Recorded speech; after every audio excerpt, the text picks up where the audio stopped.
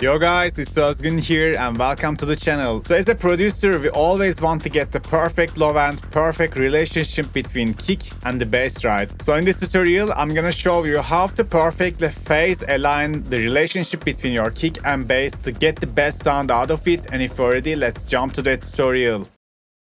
Okay guys, I just put a kick drum and a bass line.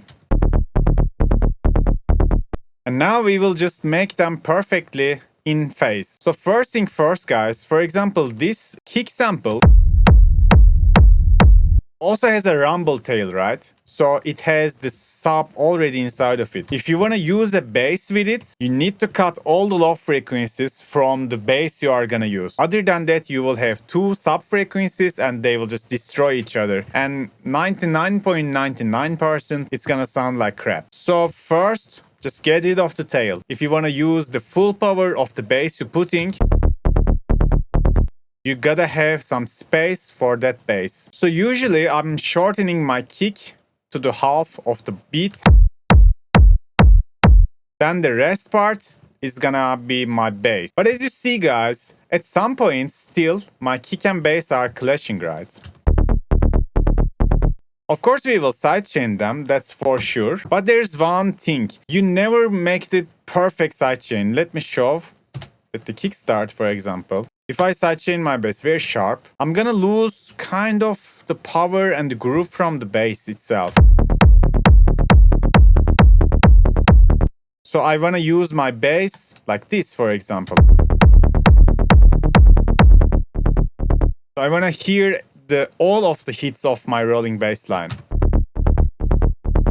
Also guys, this trick can be applied to any kind of bass lines, not just the rolling bass. So you can apply this to all type of bass lines. So the thing is like that. The first thing first. For example, I'm using a Serum preset for my bass. And as you see the low octave, the first oscillator playing 2 octave lower, like it's playing the sub of this preset if I deactivate the oscillator B. And as you see, this oscillator has the random off. If the preset you are using for your main bass, the lowest octave, make sure to put the random off. Because if it's the random on, every time the bass hits, it's gonna start from a different position of this wavetable. And the phase is never gonna be same. So even if I put a sub ninja, you can easily see that. Every time the bass hits, the waveform is getting changed. So random off, then you will see that it's always gonna be same. This is the first thing we need. Then for the upper octaves, you can have the random on for getting some cool taste with the bass. That's okay.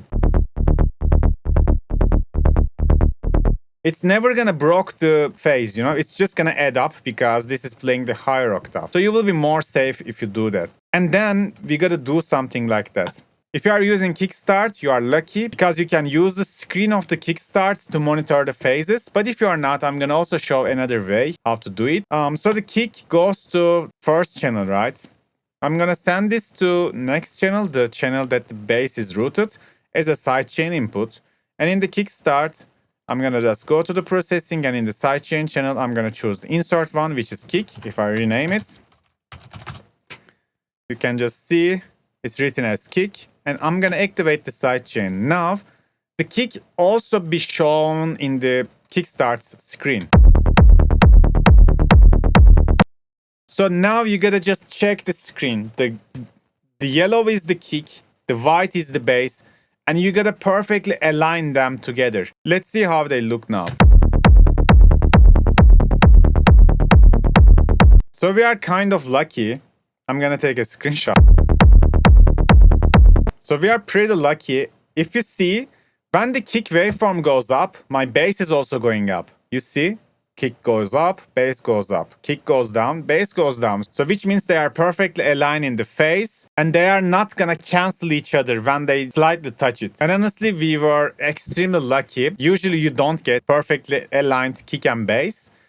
So for example, if they are not aligned, if they are out of phase, I'm gonna show it by just flipping the kick sample. You will see that in the sub ninja, they will cancel each other.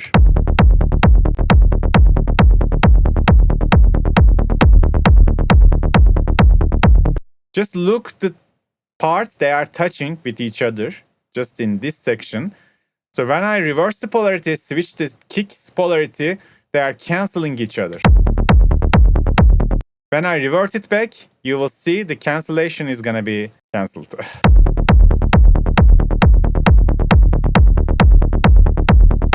So in order to get a powerful kick and bass, you gotta phase align the low end perfectly. So now you can also do something like that. By the way, after you phase align them, you can maybe use a different curve for the low frequencies, and you can activate the band in here, which means the kickstart, this hard curve, the sub bass curve is gonna just be applied to the low frequencies below 200 Hz in this case. And you can have another kickstart just after that. And this one, you can have more freedom.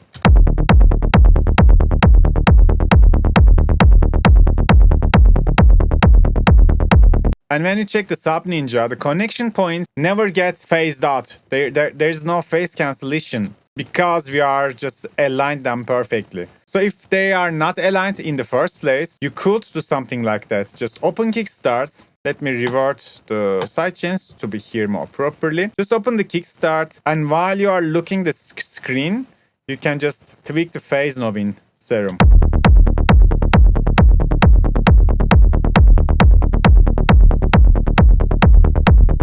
You see, until they align, you gotta just tweak this phase knob.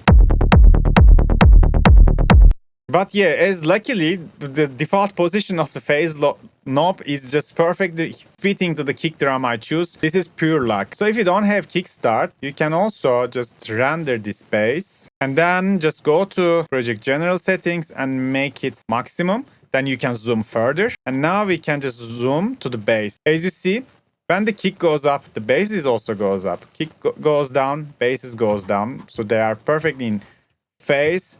But yeah, you can just manually shift them until they synced in phase. And then you can apply sidechain after, putting them in phase. You see, when I align them like that, they are kind of synced. So it doesn't mean 100% you gotta make them same. It's impossible. But just make sure when one of them goes up, the other one should follow it. So let me bring some rumble.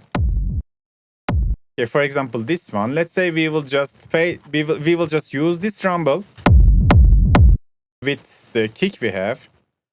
So you will just do something like that. Make sure they are kind of touch each other at some point, because the sidechain is gonna be like that, right? In the end, there is a small portion they will overlap, and just check that part. So in here, for example, the kick goes up, the rumble goes down. So they are just kind of revert. So maybe we can just shift the rumble a little bit like that. Or you can just reverse the polarity. And now they are kind of synced. Up, down, up. Okay, that's pretty enough. And then let me just make a little fade out in the ending. Okay, let's just sidechain the bass now. Let me lower the volume. You see, now they are in phase. You can also check it from the kickstart to see we are doing the right job. And we can just check it with Sub Ninja. If I didn't reverse the polarity, you see they already cancelled. You see a huge gap in the low end.